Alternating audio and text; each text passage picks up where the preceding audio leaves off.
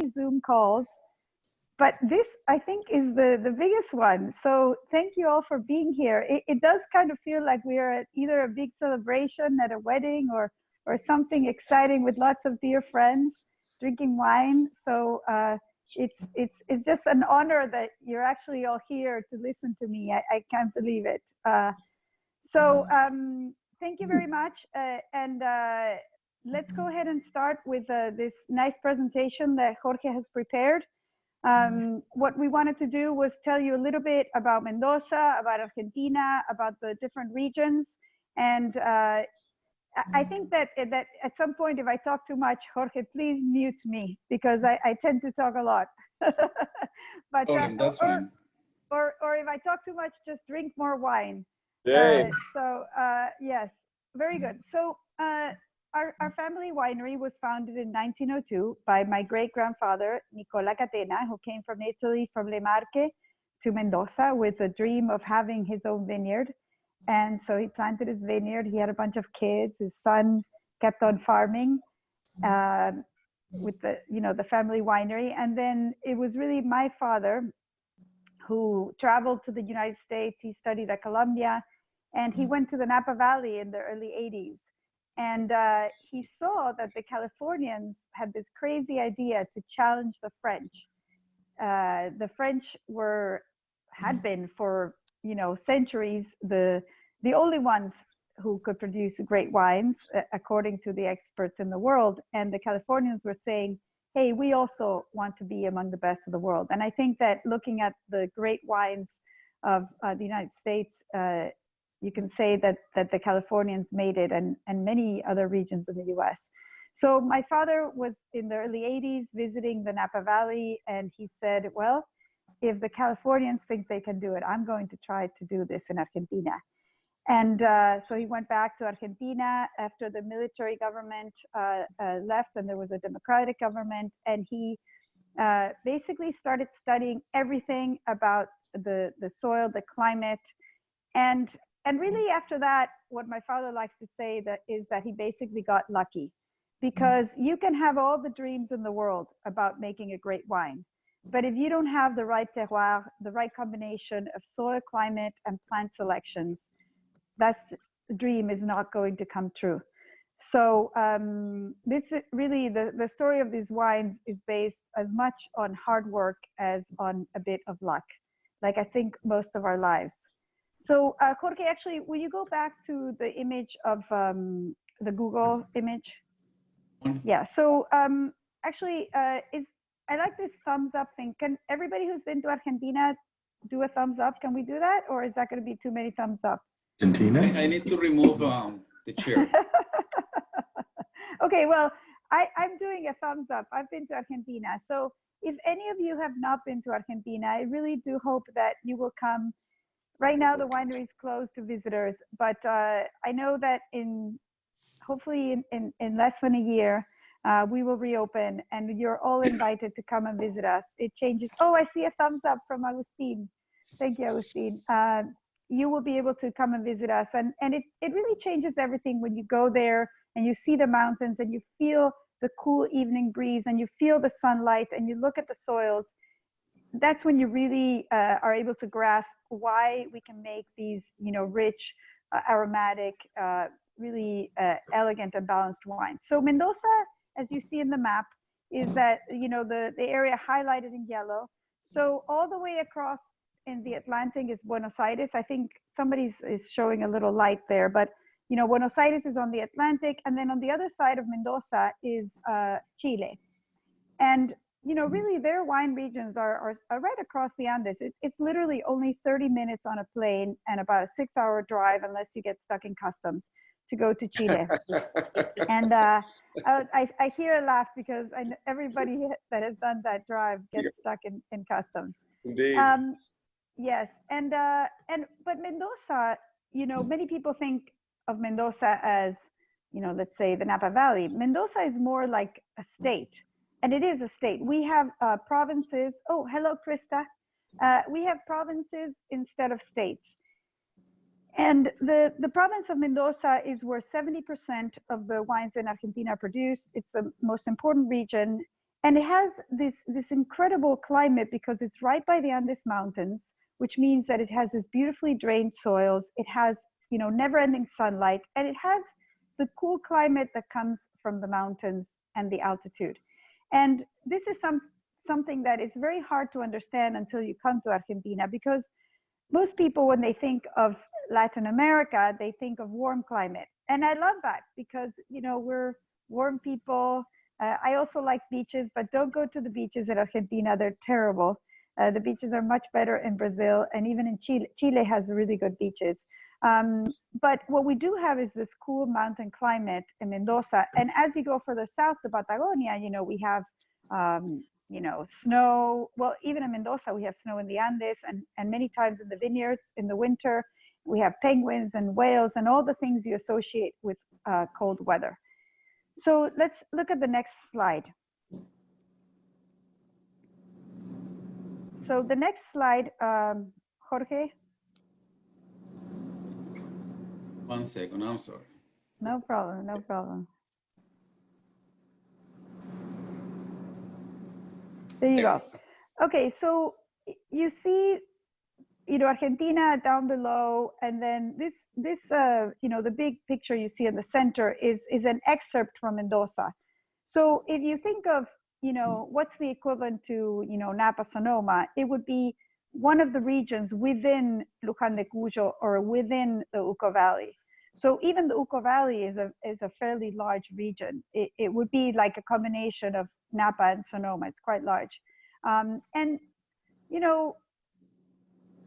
one of the main things that we've actually not done a very good job, I think, in Argentina is to teach about our different regions. So, the reason why a lot of people think of Mendoza as being maybe all similar is because we haven't done as good a job as we should have explaining the different regions.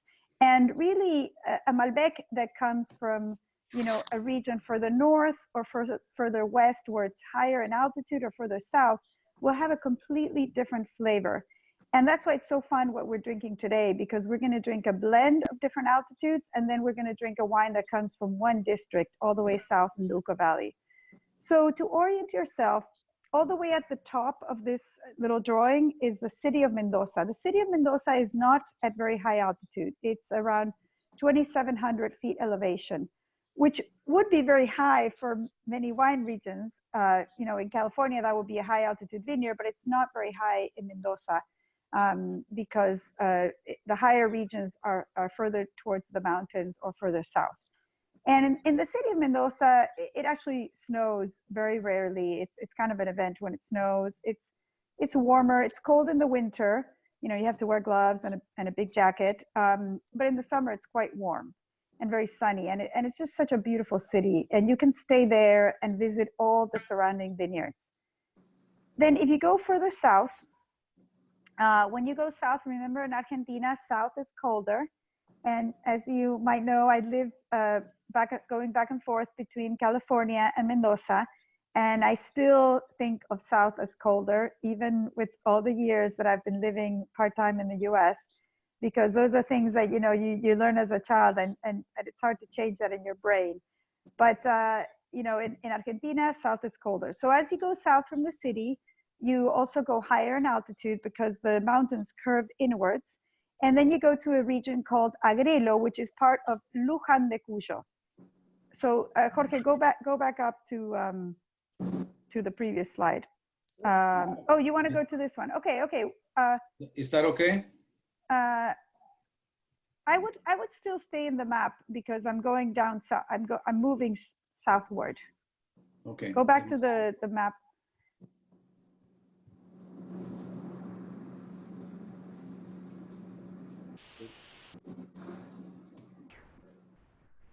Yes. So right south of the city, you see an area called Luján de Cuyo, or Luján, and Agrelo, where our winery, where the pyramid is in Agrelo. And this area, which is around 3,000 feet elevation, so it's not particularly high, but it has clay soils, and clay soils have a cooling effect on the vine. So there's some really beautiful wines being made in this region, in Luján de Cuyo, and it's It's one of the more traditional areas in Argentina, and it's where, you know, my great-grandfather, my grandfather would have thought, this is, you know, where our Napa, you know, this was the traditional highest quality area for both Malbec and Cabernet Sauvignon.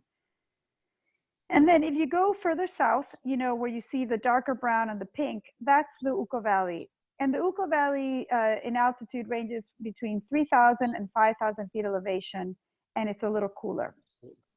So the wine you're drinking right now, the Catena Malbec, is actually a blend of 4 different altitudes. So it's our own Malbec plant selection that we've made at Catena from a 90-year-old vineyard, the Angelica vineyard. And we have planted that selection of plants in different vineyards. And when we make a blend between altitudes, we have, you know, this sort of magical combination of components. So you get the riper flavors from the slightly warmer areas, the texture from this Luján de Cuyo clay soils that I was telling you about. And from the Uco Valley, you get the florals, the fruit, the minerality. And when you put all this together, you get this wine that has, you know, elegance, balance, and it's very classic Malbec. The Catena Malbec is often used with Master of Wine or Master Sommelier exams, because if you're, you know, one of these people with the incredible noses, you should be able to detect Catena Malbec. I can detect Catena Malbec, but I'm not that good at wines from other places. And this wine has just beautiful balance, and it's classic Malbec. I call it our Chanel number 5. which is, you know, it's because it's a wine that we've been making for so long that many people know. I'm just so touched when somebody says, you know, Laura, I had, you know, some friends brought over a bottle of Malbec and it was your Catena Malbec, and I've heard that so many times, and every time I hear that, it makes me happy. So thanks to all of you. For supporting us and for drinking Catena Malbec. I would love any comments, Jorge. Is that something we're supposed to do? Are there any questions about the wine? Anyone can make a comment, just unmute yourself and you can ask your questions to Laura. So Laura, you mentioned the Uco Valley. Is this first wine, you mentioned different elevations. Is it from the Uco Valley, or is it from Mendoza outside of?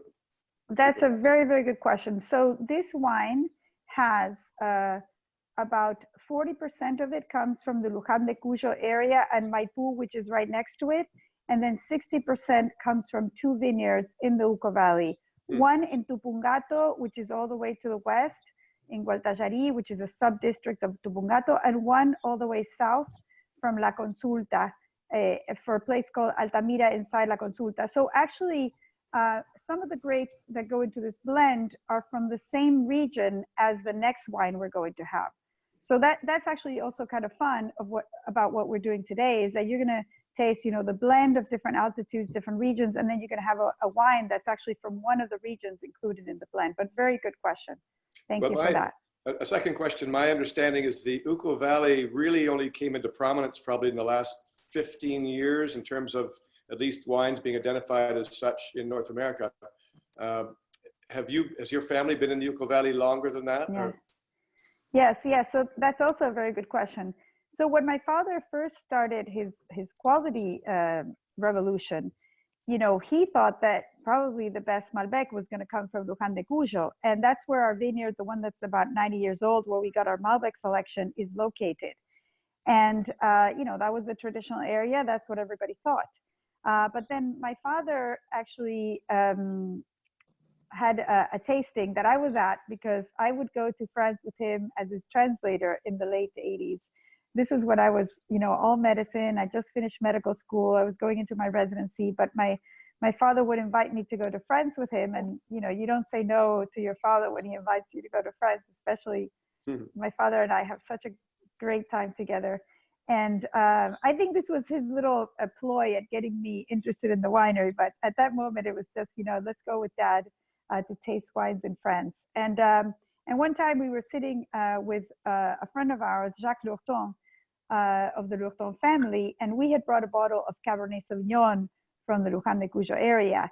And, you know, my father was pretty proud of this wine. This was in the 80s. And I remember Jacques tasting the wine and saying, well, it kind of makes me think of a Cabernet from the Languedoc. And, I'm sitting there thinking, oh, Languedoc, I didn't know a lot about wine other than our wines. And I'm thinking, a French word sounds good. And my father is very serious, he doesn't say anything. And then we get back to the hotel and he says, Laura, from somebody in Bordeaux to hear that Languedoc is like a curse. It's like he spat on us. and Jacques Laurent, actually, who's a dear friend, he says, he now, when I remind him of that story, he says, Laura, you need to stop telling that story. It makes me look like such a jerk, because you're now making so many great wines. And I say, Jacques, you know what? That truth that you said changed the history of Argentine wine. So, sometimes honesty is the best thing. And I say, we are grateful to you. So my father came back to Argentina from that trip, and he sort of tasked his team with, just branching out and looking for cooler, higher altitude vineyards. And one of the locations was Gualtajari, where the Adriana vineyard is, which is, called the sort of the Grand Cru of South America. It's got 6 100-point wines, and there were no vineyards there. So that was a part of the Uco Valley that had not been planted before. Another part of the Uco Valley that is actually where the next wine comes from, La Consulta, was an area where we had some vineyards. So my grandfather thought that was the best region. And that region is not as cool as the Adriana vineyard, but it was cool. We had a very small vineyard there, and my grandfather thought that area was very special. But that was not the well-known area. So, it actually took a while for my father to listen to his own father, who had been saying, hey, think of the Uco Valley. It was like the French guy who actually made my dad think of it. Sometimes it takes a while to listen to your own father. I think we've all had that experience. But so the Uco Valley at that point had very few vineyards. And partly it had to do with the fact that it was far from the city. So if you think about when all the Italian immigrants came to Mendoza, it was at the end of the 19th century, going in a car somewhere would take, 4 times more than what it takes now. So these places were far away, and there was no train to pick up the wine to take it to Buenos Aires, where the wine was sold. So there were vineyards in the Uco Valley, but very few.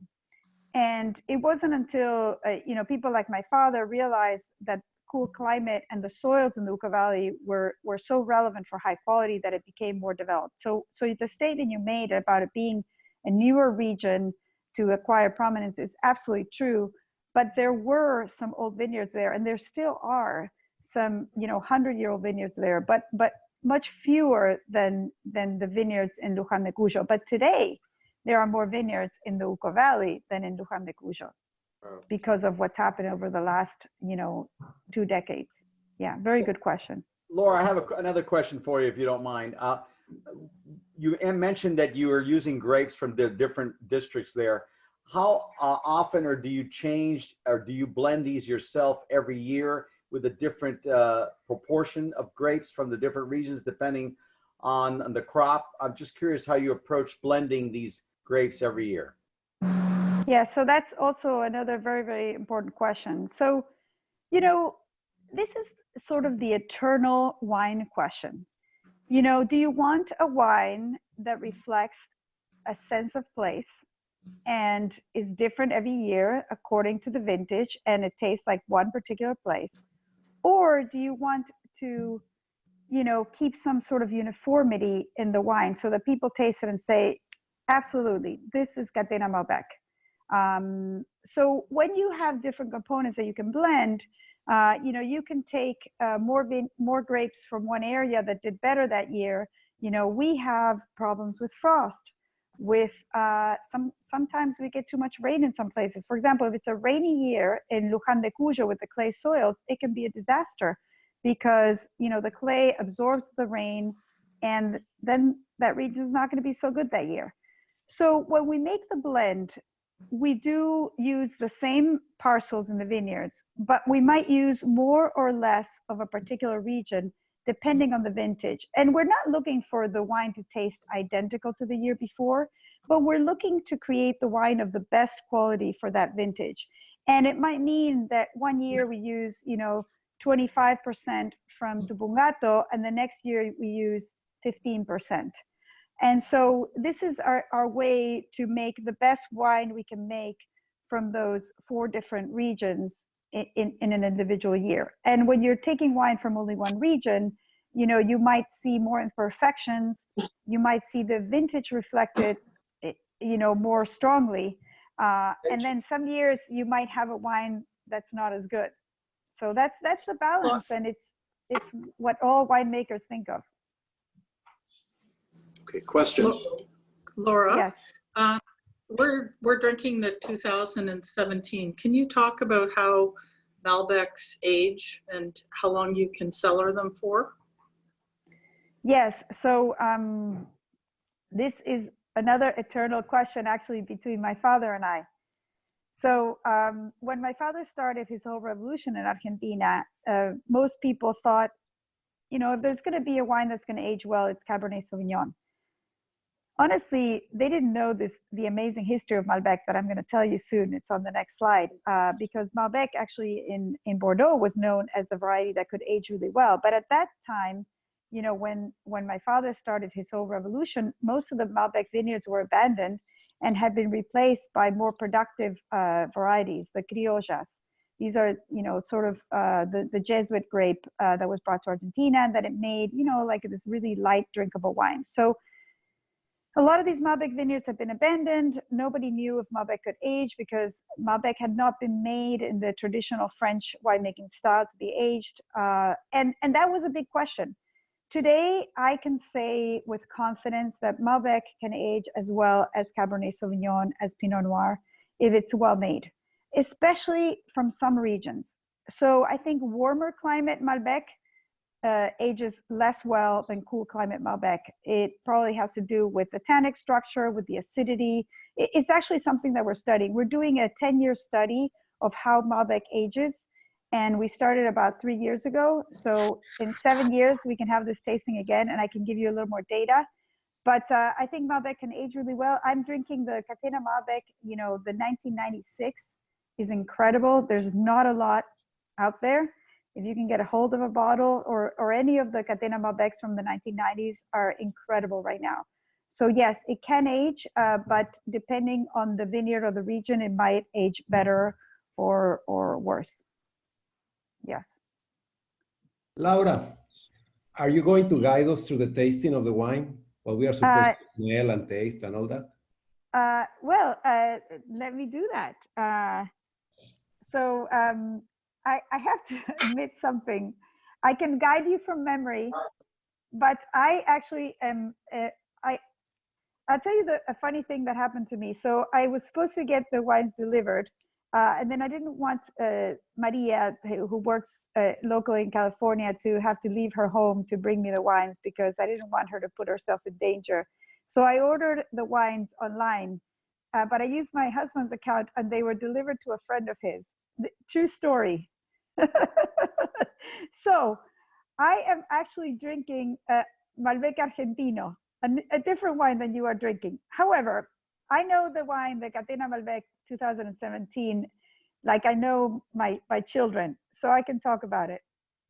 So this wine on the nose, the one you're drinking, should have violets, a mix. It should have some black fruits and some red fruits. So you get more red fruits in the Uco Valley.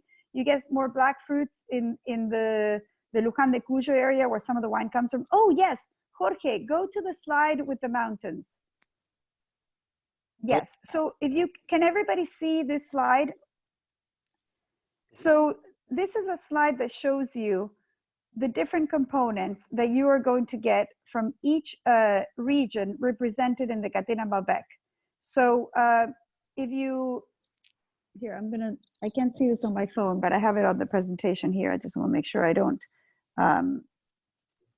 say anything different than what you have in front of you. So yeah, so the higher altitude where it says Gualtajari, you're going to see more florals, flowers. The freshness comes from there, the balance. The Altamira region, which is further south, at a little lower altitude, you're going to get the red fruits, the dark purple color. The Agrelo region, which is in Luján de Cuyo, is going to give you more spiciness. And the Lulunta region, that's that old vineyard I was telling you about, is going to give you a little bit more ripeness. One thing that's very remarkable and distinctive about Malbec is that Malbec should always have smooth tannins. So Malbec from Argentina, because of the selections that were brought to Argentina, because of the climate, is a very concentrated, rich wine, but it always has smooth tannins. So actually, I'd like you to sniff the wine, taste it, and tell me if you taste these rich but very, very smooth tannins. So go ahead and taste it, and if anybody would like to, or the gentleman who asked me the question, tell me what you think of what I'm saying, or of the way I'm summarizing the wine. Totally, totally very smooth tannins, and the flavor is delicious. Like Delicious. That's my favorite tasting note. Delicious. My favorite. If somebody just says I like it, that's good. But you know, it is kind of fun. I personally really enjoy doing blind tastings and identifying a wine and kind of breaking down the aromas. And I think it's a very good practice for you to do at home, because it allows you to figure out if a wine has the typicity of the region. And I think that's important. And if a producer is making a wine that you think, wow, I don't even know where this wine's from. Sometimes you have a wine that's too oaky, too alcoholic. I don't like wines like that. I like a wine that really tastes like something distinctive, like a specific region or a specific place. Yeah. I wanted to ask you, Laura, I mean, when Michel Rolland was in the Uco Valley, those wines started coming out, these Robert Parker pleasers with high alcohol and lots of oak. This wine is almost more European in style. It's not in your face oak. The body is balanced. It's nice. It's not super high in alcohol. You're obviously making a style of wine that you are going maybe a little bit different than some of the other people. Yeah, well, the one thing that I always say about a family winery is that the one guarantee I can give you is that my father and I and our winemaker like to drink these wines, and I don't make any wine that I wouldn't drink, because I would be wrong. And we don't like over oaky wines because, as I said before, you can't tell where they come from. And so we are very judicious with the oak. And in fact, we don't have recipe winemaking. So one year we might use 20% new oak, another year 30% new oak. The amount of oak we use will depend on the vintage. So if the vintage is very floral, very delicate, very cool climate, we will use less oak, because the aromas are very delicate and they will be crushed by the oak. So thank you for that comment. I do think that Argentina in general, even Michel Rolland's wines, which I like a lot more now than I did before, and I've had some good wines from the Clos de los Siete, are less oaky as well. So I think that all of Argentina has moved away from, maybe some of the wines that were made in the early 2000s. Yeah, but thank you that's a real compliment to me. Laura, what defines a Malbec specifically?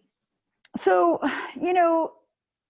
some of it, it's hard to put words to it, but I would say it's a wine with floral aromatics, and it can have red or black fruit. That will depend on the region. It will have a touch of vanillin, even if it's unoaked. Malbec has natural vanillin. We've actually studied this. So you will get a little bit of that smell of chocolate or vanilla, but it shouldn't be the kind you get from oak. It should be the natural kind, and you'll smell it. You get a little touch of it, and then it should have a very, very dark color. It used to be called the black wine in the Middle Ages. The black wine because it's so dark, and so it should have a really dark color. If you see a Malbec that looks like Pinot Noir, it's not Malbec, or they've done something wrong. It should be really, really dark. And then, as I said before, the mouthfeel should be very smooth, almost with a sweetness to it. And the sweetness is not coming from sugar because all Malbec is made dry, but it has polysaccharides, which are these molecules that make it taste a little sweet, but it's natural sweetness. It's not sugar. It's completely dry. And so it's very smooth, very rich, with that really nice smoothness or velvetyness that comes from these polysaccharides. So that's how I would describe a classic Malbec. And if you're having doubts, the floral aromatics will often be what give it away. And Good what's question. the difference between this one and the next one? How did you define that they would be different? Yeah, so this wine is it, so let's go ahead and everybody taste the next the La Consulta. So the La Consulta comes from a region that's all the way down south in the Uco Valley that has these really stony soils that are very well drained. So no water retention here. Usually the vines are a bit stressed. These wines are classic for their violet aromatics. So if you look at what Jorge is showing you, and you look at the second one, Altamira. Altamira is inside this area of La Consulta, which is the bigger region that this wine comes from. And somebody's pointing at it. So it will have a dark purple color, red fruits, and violets, florals. So now within La Consulta, you can have riper or less ripe style. This particular vineyard in La Consulta gives you a fairly ripe style. The other wine has fruit from some lower altitude areas that are a little lighter, a little more black fruit. The spiciness that comes from Agrelo, you wouldn't normally see it in La Consulta. And it all comes together. I would say that the Catena is a slightly maybe lighter wine, mostly because it has a mix of so many things, whereas the La Consulta is a little beefier. And it all kind of depends on what you like. You know, I mean, they sell for the same price. Some people like a Malbec that's more sort of on the elegant, like what I call the Pinot Noir direction. And some people like a Malbec that's more in the Cabernet direction, which I would say the La Consulta is going more in the more structured direction. Yeah. What would be your perfect food pairing with these wines? So that's a very good question as well. So, you know, the classic pairing is with, barbecue. And I personally think that Malbec goes well with anything that's a little gamey. So, you know, lamb, pork, even some chicken that's been marinating in something spicy. I really like Malbec with spicy Indian food, with curries, which could be vegetarian or not vegetarian. But in terms of steak, I like Cabernet as much as Malbec. I don't think Malbec is better than, let's say, Cabernet or Syrah with steak. But, you know, traditionally in Argentina, we say Malbec goes with steak. But I think Malbec goes even better with the more gamey kind of meats. And in terms of, other pairings, I think Malbec, because of the good acidity and these soft, sweet tannins, will go well with anything sort of creamy. So actually with, a risotto, with anything cheesy, like pasta with like an Alfredo sauce, it goes really well. But I would love for you guys to taste Malbec with some spicy food, like Mexican, Asian, and well, tell Jorge or get word back to me what you think, because I think Malbec is one of the few varieties that can go. I'm sorry for interrupting. Yeah. What I think about Malbec is very versatile because of the tannins. They're different in different altitudes. So the density in your palate and the acidity, it will make Malbec actually work with even seafood, with things. Oh yeah, also with seafood. Malbec is very good with food. I mean, everybody always thinks steak, obviously. Yes, meats and grilled meats, cheeses, vegetables.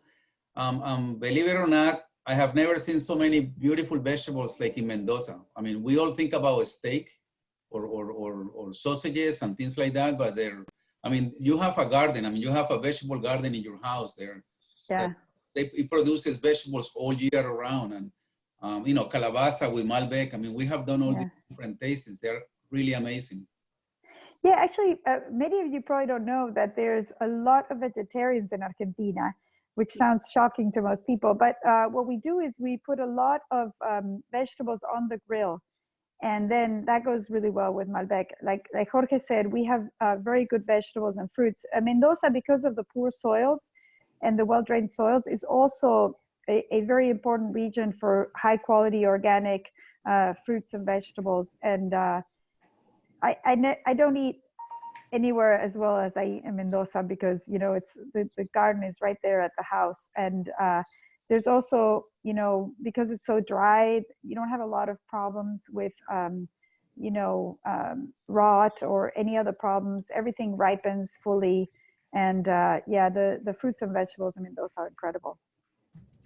Hey, Laura, my name is Fernando Cuevas. I'm a little late to the conversation, but what's your recommendation on perhaps how long should you allow the wine to breathe? I had a Catena once, and I guess the more I allowed it to breathe, the better it got. Yeah. So, Fernando, that's actually also a very good question. So you might have heard that Syrah is a grape that tends to have a little reduction.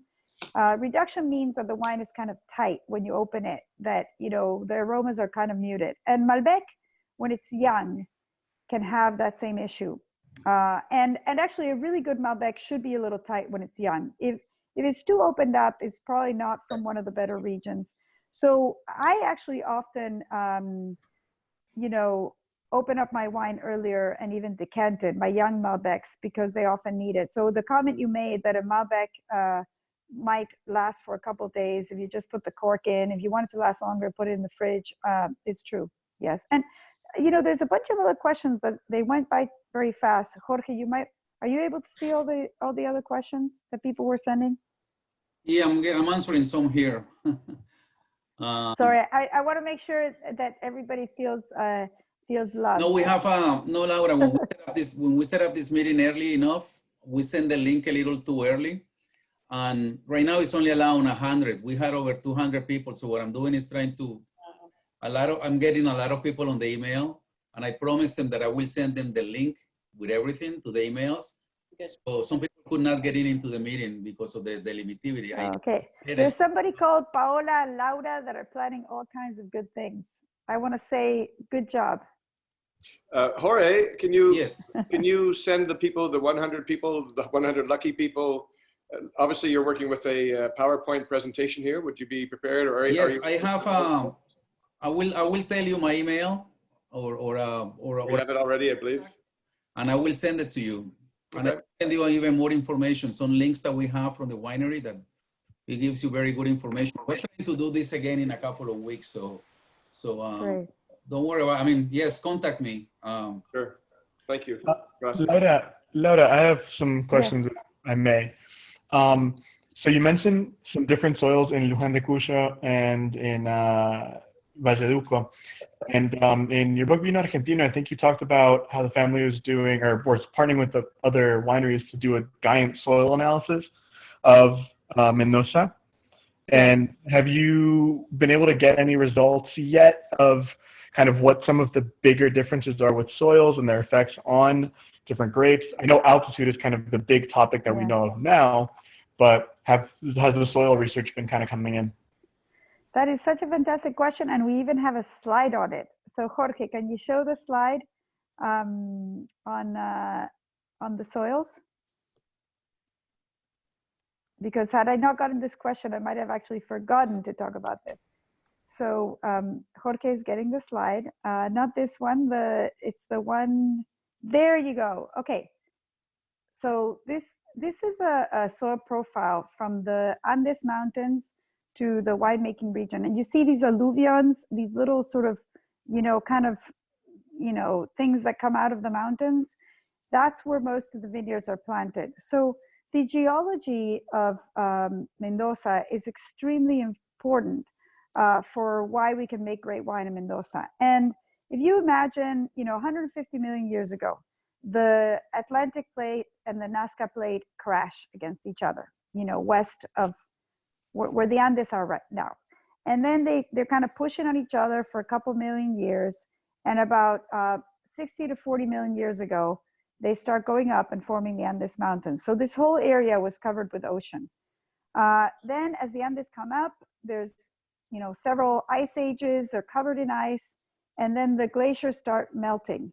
And as the water melts, you get all this mix of some ocean materials, you get stones of different kinds, you get volcanic stones because there's some volcanoes in this area, and you get stones rolling down through little rivers, and you get these alluvions where, if you think about it, if you've got a river melting from the Andes, and you have a mix of heavier stones and lighter stones, the heavier ones are going to get stuck on top because they're not going to roll as fast, and the lighter materials are going to go to the bottom.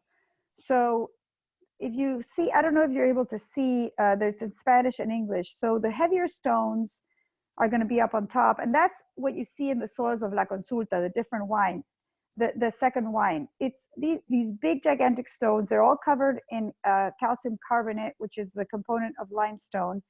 And these are why these areas are so well drained. There's also some reflection of the sunlight on the grapes from these stones that are all on surface. And this has a lot to do with why you can't get high yields in Argentina, because of these well-drained soils. As you go further down, you get the smaller stones, you get more loam, you get some sands in the middle. And these areas can also be really interesting because you get a little more fertility, a little more balance of the vine, and you get, from those vines, you get maybe a little less concentration, but really incredible aromatics. And as you go all the way down, that's where you get the clays. So remember we were talking about Agrelo and Luján de Cuyo with more clay? That's because that's, where the alluvion ends. And that's where you get clays. And clays are actually much lighter particles, and they're also much more organic. They have more live material, they have more nutrients, because clay sticks to, more, carbon and nutrients for the vineyard. So you usually have a little more fertility there, but it's still, this is not fertile. This is like some of the least fertile land you'll see. But that's how the soils change. Now, in terms of our studies in the vineyards, what we have found is that, this picture I show you here makes it seem all super organized. Like, okay, you got the stones here, and then the sand here, and the clay here.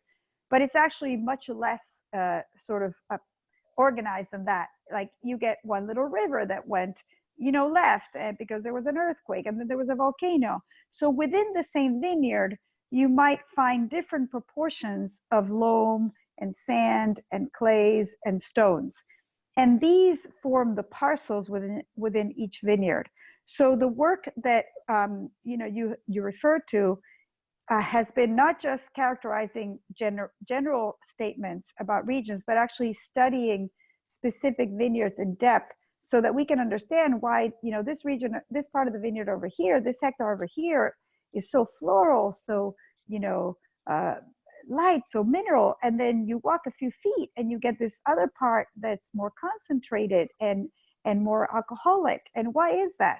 And that's the work we're doing now, that other producers are also doing in Argentina. And that's very important work, because it helps us understand not just a region, but parcels within a specific vineyard. Laura, also I remember that the Malbecs back in the 90s were higher in alcohol, and the ones that you're making today, they have more balance, alcohol, acidity. Yes. That you have, I know you for 23 years now, and I know that in all those years, you have discovered techniques to harvest a little early. You do everything different than most other people in order to give our clientele, our customers, the best Malbec possible. These Malbecs that we're tasting today this is what I call them my teaching Malbecs. This is the basics. And we can go higher and higher on qualities and concentrations. And And I think Catena Zapata is really the pioneer in Malbec. And because of you and your grandfather, I mean, I know that we didn't really talk about much of the history, but your grandfather Domingo is somebody that inspired you to do Malbec the way we're doing it now.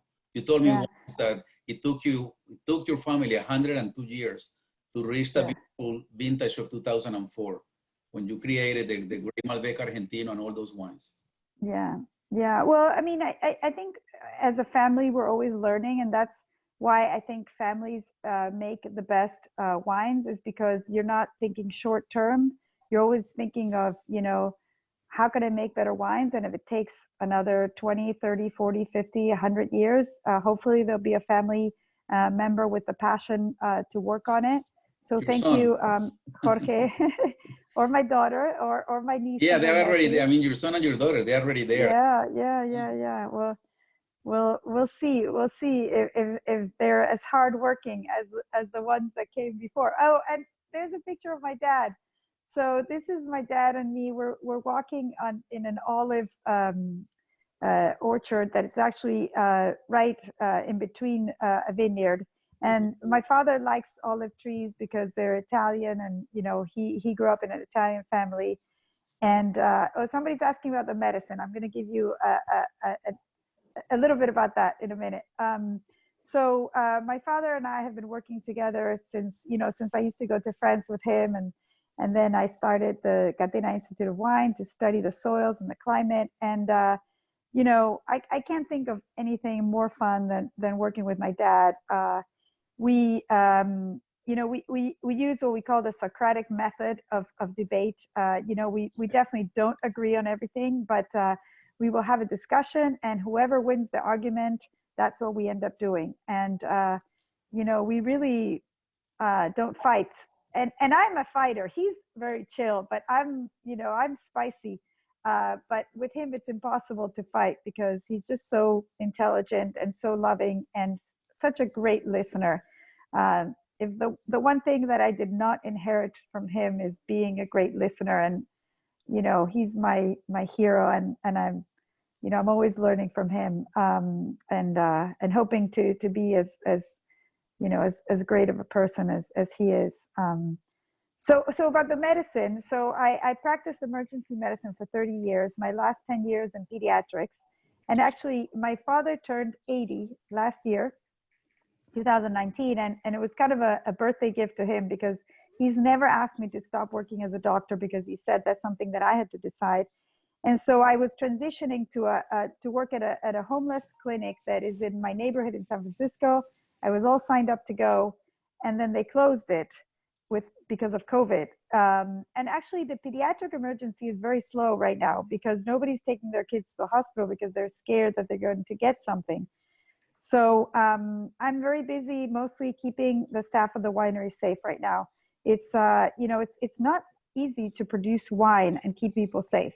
You have to teach all kinds of new habits, masks, gloves, distancing. People in Argentina are used to, kissing when they see each other. Even men kiss each other when they haven't seen each other for a long time. There's hugs and you share mate.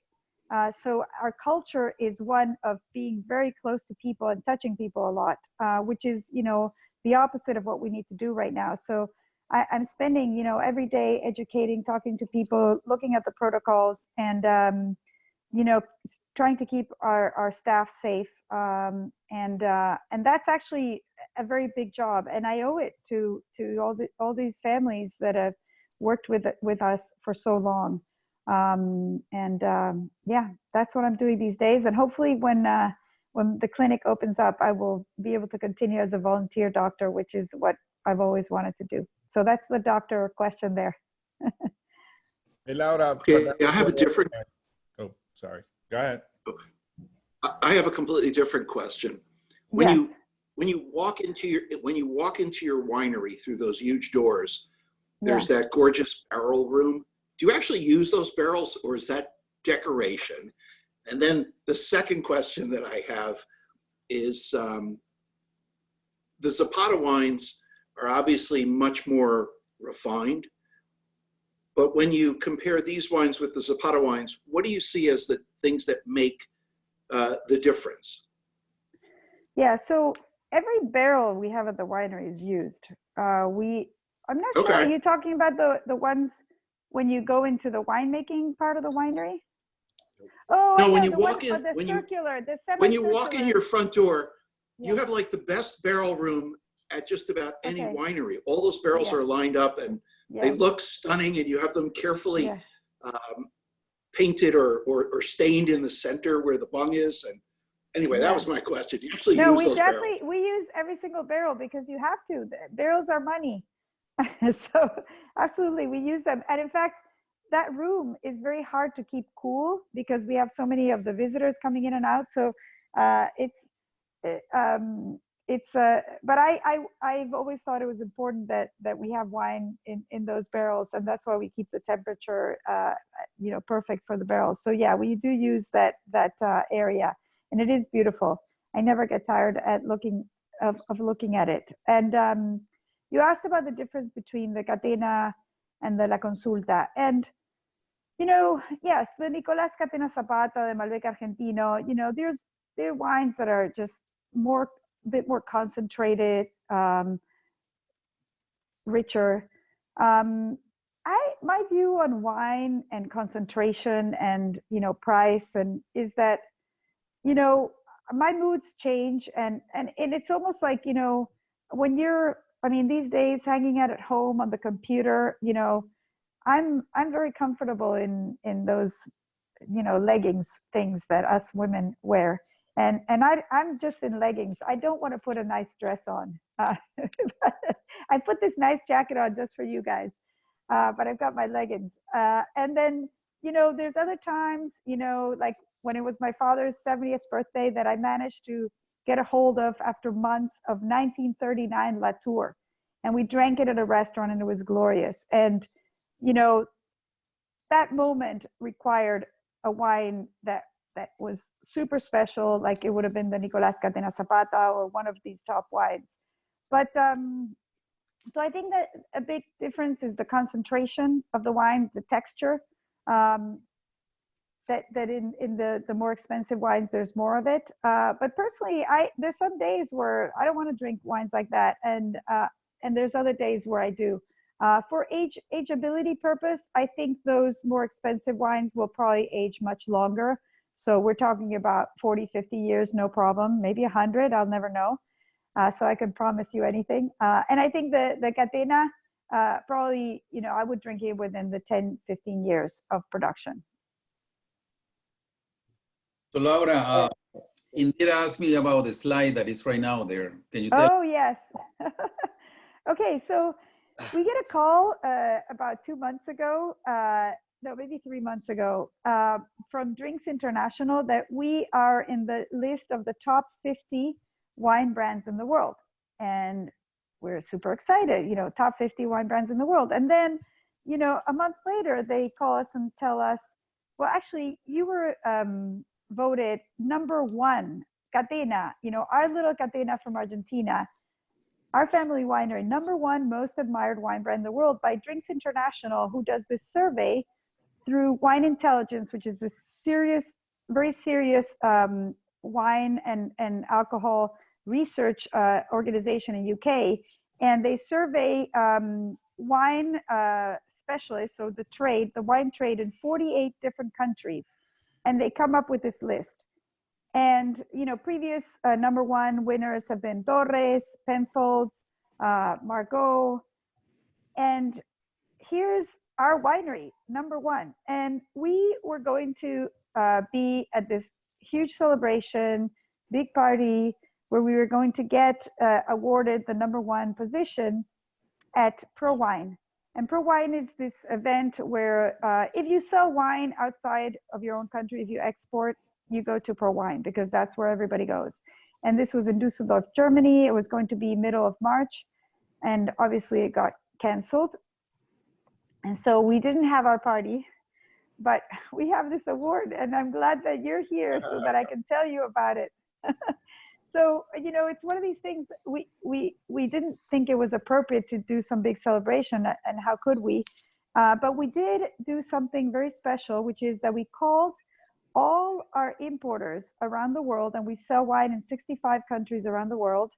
And we created Zoom calls in different time zones. We had about 8 of them, where groups of people from different parts of the world, you know, there were Europeans, there were Asians, Japanese, Chinese, there were Americans, there were Canadians, Latin Americans, there were people from Africa who joined us in a sort of, you know, check-in and toast. And it was a beautiful thing. We were all on Zoom, just like we are right now with you guys. And there was so much love, despite all the worry that, you know, we were worried then. This was at beginning of April. We're still worried now. Everybody's worried. But it was just a sort of a really great moment. So yeah, we just got this award, and you guys are actually the first like wine drinking group that I'm celebrating it with, other than our importer customers. So here it is, guys. Congratulations. Thank you. I have a quick question, Laura. It has nothing to do with your red wines. I mean, most people would associate, I think, Catena with Malbec, with red wines. I know you do produce some white wines. Toronto is probably Chardonnay a little bit. But my wife and I were in Boston at their wine show 2 years ago, maybe 3 years ago. Mm-hmm. And we stopped by a booth that was serving your ultra high-end Chardonnays. Oh, yeah. And yeah. We've been in the wine business for a couple of decades, and we've had great wines from and represented companies from Burgundy and also North Burgundy, Chablis. But I was completely blown away by the balance, the elegance, and quality of these I forget the names now, White Bones or White Stones. It's the white, oh yeah, oh, you remember the names. But, White Bones and White Stones from the Adriana vineyard, yes. I was shocked that Argentina was capable of producing a white wine of that quality.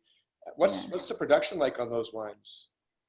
So, you know, we've actually been making Catena Chardonnay ever since we were making Catena Malbec. And honestly, the reason that we put a lot of work into making great Chardonnay is that my father and I like to drink white Burgundy, like it looks like you do, and probably everybody that's on this call. So we love the wine, and we said, let's try it at high altitude in Argentina because it's cool climate, it should work well. And actually, you know, the first wine that opened the door to Catena in the United States was Chardonnay, not Malbec. So, and it was my mother, who actually runs a software company, who was convinced by my father, who was a bit shy, to go out there and sell wine in the US. And also my mother speaks English quite well. And she claims that the only way to sell a bottle was to blind taste store openers, because if she said the price and it was, you know, the high teens, and at that time, you know, in the early 90s, that was the price of an expensive California Chardonnay. The only way to convince them was to blind taste. And she said, our wine always won. I'm not sure if that's true, but that's what my mother said. And then, you know, that was very encouraging. But then afterwards, the Malbec became so famous, and it was, you know, it's still the wine we sell the most of, but we never stopped working on Chardonnay. We brought plants from France. We brought Dijon clones. We've done a lot of experimentation, soil studies, and we have found these micro terroirs, these parcels in the Adriana vineyard that give these really special flavors. So I think that, you know, at the high altitude of Mendoza, there are some places that can give really interesting, special Chardonnay. In terms of how much we make, you know, a lot less on Malbec, but we sell quite a bit of it in Argentina, actually, because Argentines like good Chardonnay as well. But thank you so much for the compliment. I also love those wines. My pleasure. Laura, Frank Ovin here. How are you? Hi, Frank. Hey, I want to hijack this for a second, and then I have a couple questions for you. But a lot of people are asking in chats and stuff. Laura's being very modest. Right now, we are tasting the classic wines and an Appellation wine. And I hate to use the word entry level because that, you know, does a disservice to these wines. But these are the bottom, in a sense, compared to some of the wines she has. She makes an Alta series that'll knock your socks off. She has the Passoas wines. And I do want you to talk about those wines a little more because I don't think anybody has really been exposed to those wines.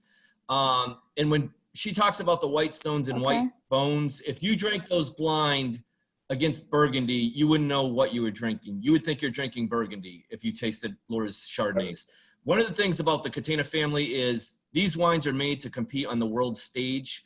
If you drank a 20-year-old Malbec and you put it up against a 20-year-old Bordeaux, I would bet 50% of the time you would pick the Malbec. These wine, and I'm talking first growths. These wines are stunning. You are drinking some of the best wines on the planet.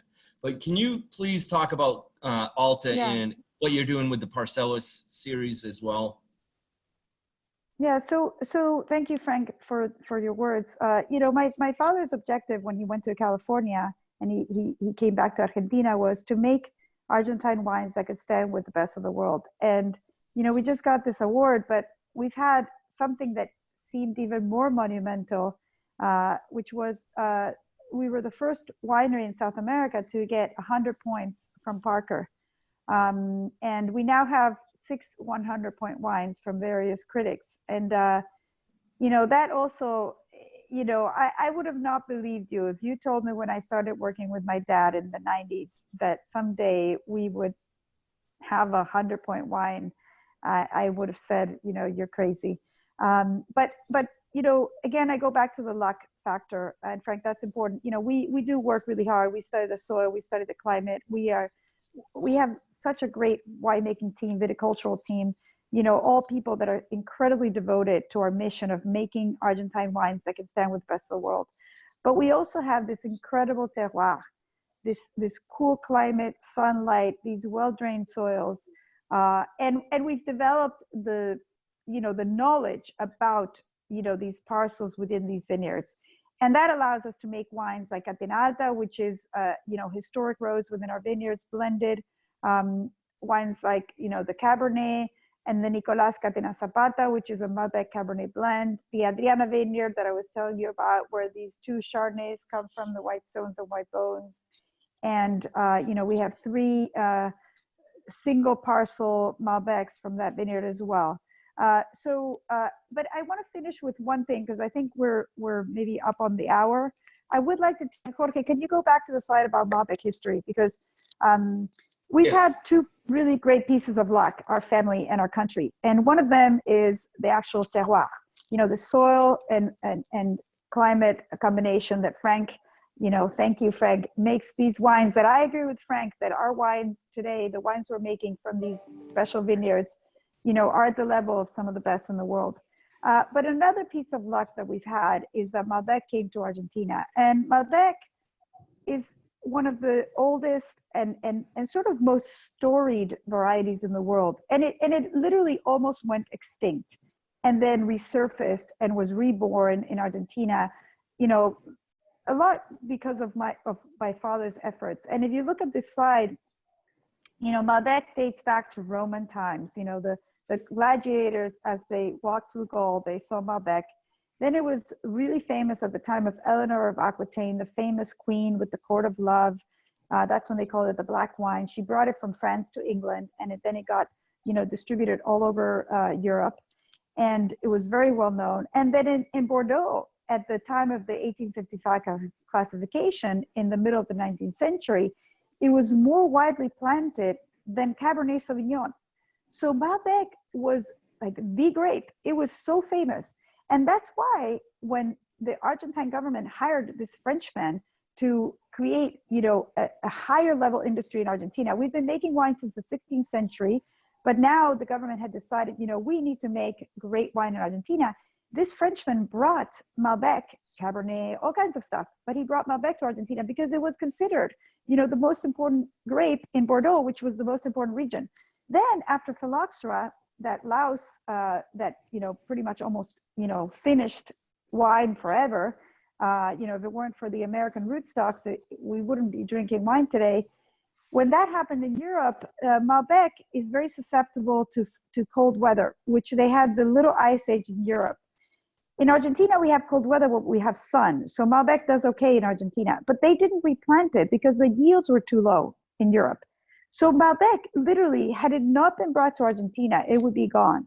You wouldn't be drinking Malbec today. And then, you know, again, in Argentina, during the financial crisis, we had 1,000% inflation, all kinds of bad things. Malbec started to get pulled out and replaced by more productive varieties. And then my dad came around and decided to you know, take Malbec out of Argentina for export. Nobody knew what Malbec was, and he made it famous again. And now we're all drinking Malbec, and you know, we're talking about age-worthy Malbec and 100-point Malbec. So this grape is another big stroke of luck that my family in Argentina has had. And, you know, I can only be thankful for this because there's no other thing that I can say. And that I'm here talking to you about this today. So I just want to thank everybody for being here today, for listening, for supporting our wines. And I also want to say, as a doctor, as a scientist, that, you know, as dire as this coronavirus situation is, because it is, I have never seen anything like this. 30 years as a doctor. I did start working at the time of the AIDS epidemic, and I actually acquired tuberculosis while working as a doctor. And, you know, a little part of my lung is missing, but, you know, I'm fine. You know, now people, this is pretty severe. And, you know, back then people were dying of AIDS, and it was a tragedy until, you know, they figured out the medications. And people, scientists, doctors will figure this out. There will be a vaccine, there will be treatments. It's pretty extreme though. I've not lived anything like this before. And my father says that he hasn't either. So, but I know, you guys, that we will get through this. And if you're feeling down, have a little glass of Catena Malbec. I thank everybody for I thank everybody for being here. I'm not sure if Laura wants to hang out a little longer, but I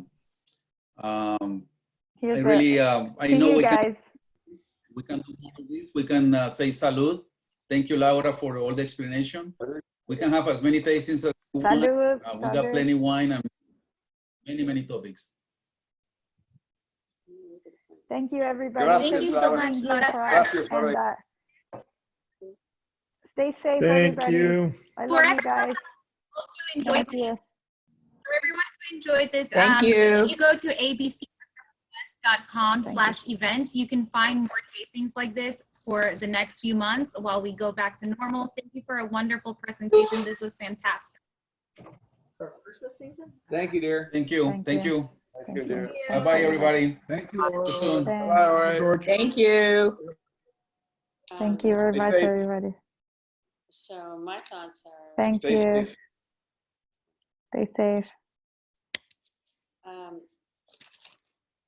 so we know they had 100 participants.